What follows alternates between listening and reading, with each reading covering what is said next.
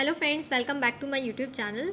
तो जैसे कि हमने प्रीवियस वीडियो एफसीआई के ऊपर बनाई थी कि एफसीआई का जो AG3 पोस्ट है 2019 का, उसका वेट लिस्ट का रिजल्ट आ चुका था। उसमें मैंने आपको कमेंट सेक्शन में कहा था कि आप अपना वेन्यू और अपनी डेट्स को बताइएगा और अपने जो भी कन्फ्यूजन है उसको ज़रूर लिखिएगा। तो काफ़ी सारे बच्चों ने उसमें अपना डाउट्स को रेज़ किया है, काफ़ी सारे बच्चों ने अपने क्वेश्चंस पूछे हैं। मैंने कोशिश करा है लास्ट वीडियो में कि मैं आपके सारे डाउट्स को क्लियर कर सकूं और सबको आंसर कर पाऊं, पर देखिए जैसे जैसे अब नए बच्चे देख रहे हैं तो नए डाउट्स रेज हो रहे हैं। तो इसलिए मैंने ट्राई किया है, इसलिए मैंने इस वीडियो को क्लियर बनाया है ताकि इसमें आपके जो भी कॉमन डाउट्स हैं वो आपको मैं एक बार सॉर्ट आउट कर सकूं और आपको भी एक बार क्लियर हो जाए और कन्फ्यूजन में ना रहें कि किस तरीके की क्या क्या प्रॉब्लम्स हैं, मतलब क्या क्या डाउट्स हैं आपके एफसीआई से रिलेटेड, वो हम इसमें आज पूरा डिस्कस करेंगे। तो आप वीडियो को एंड तक ज़रूर देखिएगा, ठीक है। नेक्स्ट सबसे पहला डाउट जो आ रहा है, जो बहुत ही कॉमन डाउट है, वो है क्या ये वेट लिस्ट फाइनल सिलेक्शन है? Is this wait list means final selection? तो इसका आंसर बहुत सिंपल है कि हाँ, ये वेट लिस्ट फाइनल सिलेक्शन ही है। अब कुछ बच्चे पूछ रहे हैं कि मैम ये फाइनल सिलेक्शन कैसे है, यहाँ तो 1.5 गुना बच्चों को बुलाया गया है। तो देखिए, अगर मैं आपको नॉर्मल बताऊँ, जैसे कि आप लोग कह रहे हैं कि 400 पे 600 को बुलाया है, तो देखिए सबसे सिंपल चीज़ है कि ऐसा नहीं है कि एफसीआई पहली बार कर रहा है कि वो वेट लिस्ट में ज़्यादा बच्चों को बुला रहा है, जितनी वैकेंसीज उसको फिल करनी है। ऐसे सभी ऑर्गेनाइजेशन करती हैं। इसका बहुत ही सिंपल रीज़न है। इसके बहुत सिंपल दो रीज़न है, मैं आपको दो तरीके से बताती हूँ। पहला रीज़न है इसका, देखिए अगर मान लीजिए 400 वैकेंसीज उसको वेट लिस्ट से फिल करनी है एफसीआई को, और उसने 400 में 400 बच्चों को ही बुला लिया, क्या ऐसा हो सकता है कि 400 के 400 बच्चे ज्वाइन करेंगे? ऐसा बिल्कुल भी नहीं हो सकता। क्यों?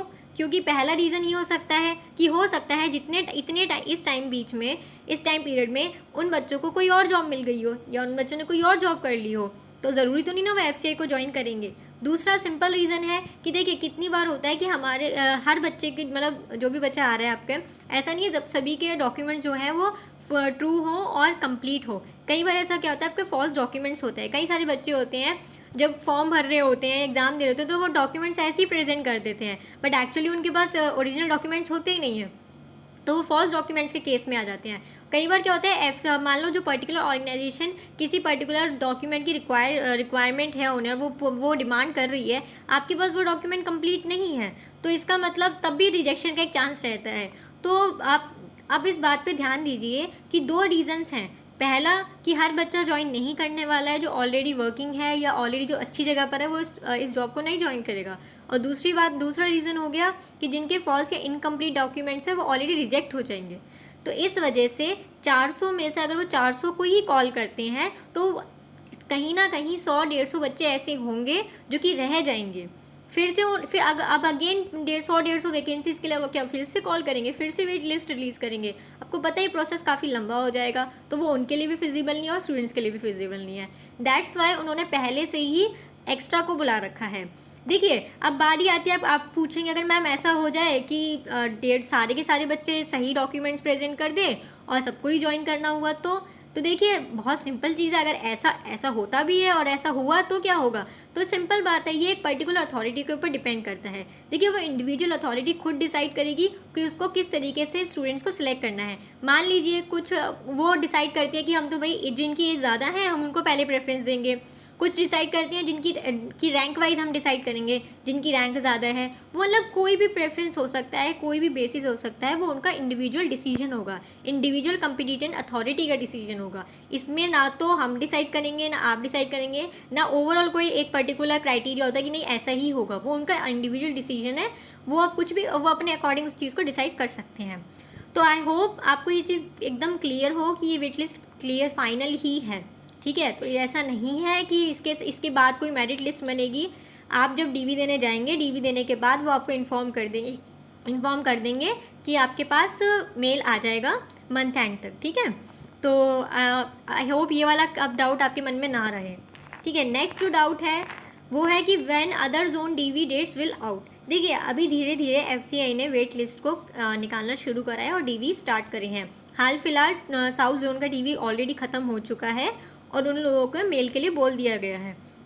अभी हमारा जो नेक्स्ट आया था वो नॉर्थ जोन आया था, जिसके डीवी डेट्स आउट हुई थी, एडमिट कार्ड रिलीज़ हो गया था, बट ड्यू टू कोविड उनको अभी फ़िलहाल के लिए पोस्टपोन कर दिया गया है। अच्छा देखिए, कई सारे स्टूडेंट्स को ये भी डाउट है कि डीवी पोस्टपोन हो गया और बहुत ख़राब हुआ, बहुत बुरा हुआ, हमें जॉब की ज़रूरत थी जिनको ज़रूरत है। देखिए आई नो, जब हमारा एक बार किसी जगह लिस्ट में नाम आ जाए और हमें पता है हमें जॉब मिलने वाली है, तो हमसे सब्र नहीं होता, हमें बहुत एक्साइटमेंट होती है, हमें बहुत जल्दी होती है कि जल्दी से बस फटाफट से डीवी हो जाए, फटाफट से ज्वाइनिंग मिल जाए और जल्दी से हम जॉब पे जाना शुरू कर दें। आई नो सभी का एक्साइटमेंट लेवल बहुत हाई होता है, बट गाइस आप इसको अभी फ़िलहाल के लिए पॉजिटिव वे में भी ले सकते हैं। देखिए ऐसे कई सारे बच्चे भी हैं जिन्होंने मतलब जिन्होंने डिफरेंट जोन से फॉर्म भरा था, अब उनका डीवी डिफरेंट जोन में जाकर हो रहा है, तो उनके लिए कोविड में ट्रैवल करना पॉसिबल नहीं हो पा रहा है। ठीक है, तो उन लोगों को थोड़ा सा टाइम मिल जाएगा।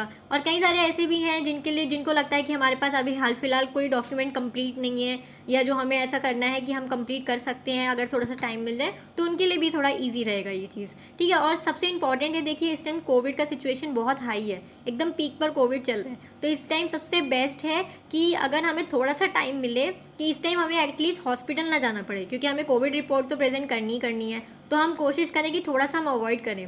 तो देखिए सबसे किसी भी नौकरी से या किसी भी चीज़ से इम्पॉर्टेंट तो आपकी अपनी खुद की सेफ्टी है ना, तो थोड़ा सा टाइम ले सकते हैं ना, कोई इशू नहीं है।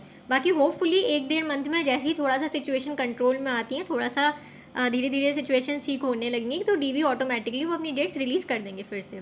ठीक है, और बाकी एक बार, और ये जोन वाइज कंडक्ट कर रहे हैं, अभी साउथ का हो चुका है, नॉर्थ का हो चुका है, तो देन अब ईस्ट का और जो रिमेनिंग जोन है सबके लिए कंडक्ट करवा देंगे।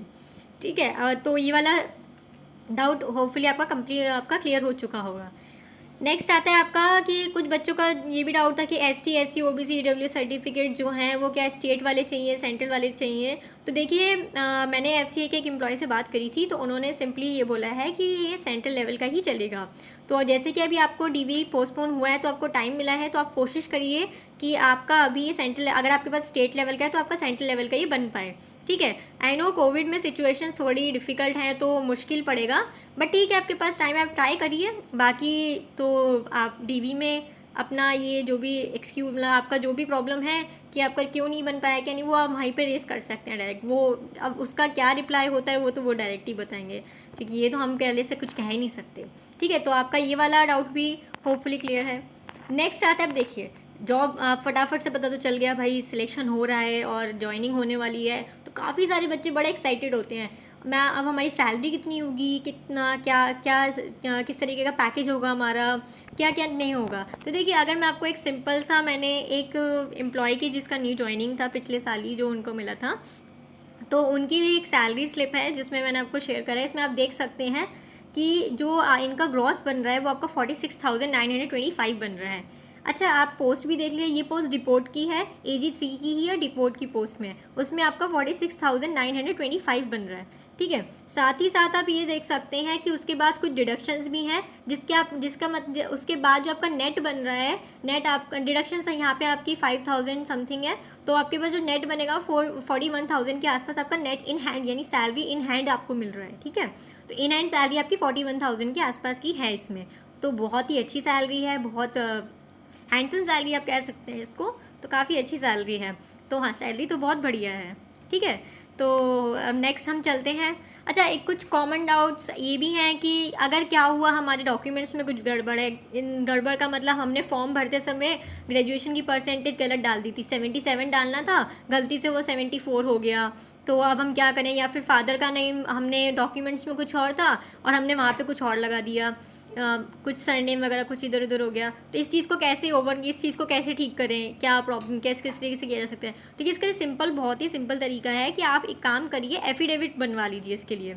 एफिडेविट क्या होता है, क्योंकि जब मेरा IBPS PO का इंटरव्यू हुआ, जब DV हुआ था, तो मेरे भी फादर का नेम अलग था, तो मैंने उसमें क्या किया था, अपना एफिडेविट बनवा लिया था। उसमें मैंने जो सरनेम था उसमें ऐड ऑन करवाना था, तो वो एफिडेविट के थ्रू एप्लीकेबल था, वो एक्सेप्टेबल था। ठीक है, तो इस तरीके से आपको अगर आप एफिडेविट अपना बनवा लेते हैं, जो भी आपको लग रहा है कि हमारा ये वाला चेंज है और डॉक्यूमेंट्स में ये था, तो वो एक्सेप्टेबल होगा, होपफुली वो सब जगह एक्सेप्टेबल होगा। ठीक है, नेक्स्ट सबसे इम्पॉर्टेंट क्वेश्चन है, अब कई सारे बच्चों का कमेंट बॉक्स में या फिर जो हमारा ग्रुप है उसमें भी कई सारे कन्फ्यूजन्स हैं कि कहाँ जाएँ, वेयर टू गो। अब हमारा FCI में नाम आ गया, हम ऑलरेडी बैंक में हैं, या फिर कई सारे बच्चे ऐसे हैं जो कि क्लर्क हैं, चाहे कोई भी पब्लिक सेक्टर अंडरटेकिंग में है या फिर SBI के अंदर है। और कुछ बच्चे ये एक बच्चा था जिसने IDBI PO में है, वो भी कंफ्यूज हो रहा है। तो काफ़ी सारे बच्चे हैं जो कंफ्यूज हो रहे हैं कि कहाँ पे जाएं, क्या करना है। तो देखिए, ये मैं आपको कहूँगी कि ये जो क्वेश्चन है ये आप इंडिविजुअली पूछिए। देखिए, किस जॉब को, हर जॉब के अपने पॉजिटिव और नेगेटिव पॉइंट्स होते हैं, ठीक है। और वो जो पॉजिटिव और नेगेटिव पॉइंट्स होते हैं वो इंडिविजुअल पर्सपेक्टिव से होते हैं। आज कोई चीज़ मुझे अच्छी लग रही है, ज़रूरी नहीं कि वो सामने वाले को भी अच्छी लगे, ठीक है। सबसे बड़ी बात होती है कि किसी भी जॉब का सिलेक्शन मैटर करता है कि आपके बेसिस क्या हैं, आप किस चीज़ को प्रेफरेंस दे रहे हैं। अगर मैं सिंपल वर्ड्स में कहूँ, मान लीजिए आपको चाहिए, आप वहाँ क्लर्क, अभी एज अ क्लर्क वर्क कर रहे हैं। क्लर्क में आपके पास सैलरी 20 to 25,000 रहती है, पर आप थोड़ा सा फाइनेंशियली वीक और आप चाह रहे हैं कि मुझे फाइनेंशियल सपोर्ट ज़्यादा चाहिए। ऑटोमेटिकली आप FCI की तरफ जाएंगे, क्योंकि FCI में आपको पता है आपको इन हैंड 40 से 41 मिल रहा है, जो कि एक अच्छा स्टार्ट है और आगे जाके वो ग्रो करता ही रहेगा। तो ऑटोमेटिकली आप फाइनेंशियली की जब फाइनेंशियल स्टेटस, फाइनेंशियल पर्सपेक्टिव से बात करेंगे तो आप FCI को चूज़ करेंगे। पर यहीं पर अगर बात आती है कि अगर नहीं, हमारा फाइनेंशियल स्टेटस ठीक है, हमें ज़रूरत नहीं है, हम तो नॉर्म ठीक है, काम हो जाएगा, हमारा काम चल रहा है, तो ठीक है, फिर आप बैंक में रहिए, कोई दिक्कत नहीं है। आपको सैलरी अच्छी मिल रही है, आपको होम पोस्टिंग मिल रही है, क्लर्क में कैजुअली होम पोस्टिंग मिलती है, तो कोई दिक्कत नहीं है, ठीक है ना।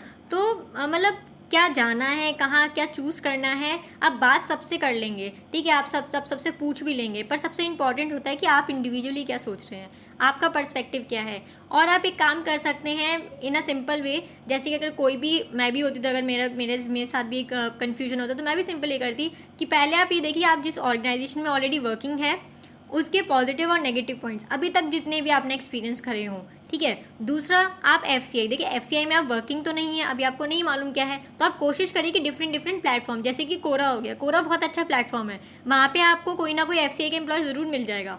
आप कोशिश करिए कि वहाँ पे अपना क्वेश्चन रेस करें, कोई ना कोई FCI का एम्प्लॉय वहाँ पे आपको रिप्लाई करेगा ज़रूर, और वहाँ पे आपको आइडिया लगेगा कि FCI का वर्किंग एनवायरनमेंट कैसा है, वहाँ की देखिए सैलरी क्या है, अलग अलग पोस्ट की अलग अलग होती है, वर्कलोड कितना है, आपका एक कॉम्पिटिटिव एनवायरनमेंट है नहीं है, फ्रेंडली एनवायरनमेंट है नहीं है, ये सब चीज़ें आपको उस जगह आइडिया लग जाएगा। ट्रांसफ़र किस हिसाब से है, पोस्टिंग किस हिसाब से है। और सबसे इंपॉर्टेंट है, आप ज़रूर चेक करिएगा कि आप किस पर्टिकुलर पोस्ट के लिए चेक करें। मान लीजिए जैसे आप डिपोर्ट पे हैं, अकाउंट्स का है, जर्नल है, या फिर आपका टेक्निकल है, या फिर ये हिंदी वाला जो पोर्शन है, मतलब आप पर्टिकुलर पोस्ट के लिए ज़रूर पोस्ट वाइज ज़रूर चेक करिएगा, ताकि आपको पता चल सके कि आप जिस पोस्ट के लिए बात कर रहे हैं उसमें इंडिविजुअल रिस्पॉन्सिबिलिटीज़ क्या है, इंडिविजुअल वर्कलोड क्या है, इंडिविजुअल सैलरी क्या है, और इंडिविजुअल किस तरीके का एनवायरनमेंट है, माहौल है। फिर आप अपने आराम से बैठ कर डिसाइड करिए खुद, ये कोई और कभी नहीं बता सकता, क्योंकि कोई भी बताएगा, इवन मैं भी बताऊँगी तो मैं सिर्फ अपने पर्सपेक्टिव से बताऊँगी कि मुझे क्या ठीक लग रहा है। पर मैं तो कहूँगी सैलरी के हिसाब से देखो, या मैं कहूँगी नहीं देखो, इसका मतलब कोई भी आपको नहीं बता सकता।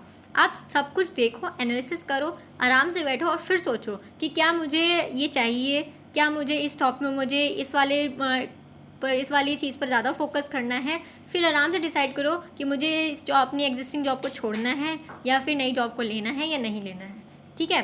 तो आई होप इस टॉपिक पे आप आराम से खुद सोचेंगे, डिसाइड करेंगे, और बिल्कुल सोचिए, आराम से, टाइम है अभी। अपना सबसे पहली चीज़ है, आप अपने डॉक्यूमेंट्स को कंप्लीट करिए, और सबसे पहले आप अपने DV दे के आइए, अच्छे से DV दीजिए, और उसके बाद आराम से डिसाइड करिएगा कि आपको क्या करना है, ठीक है।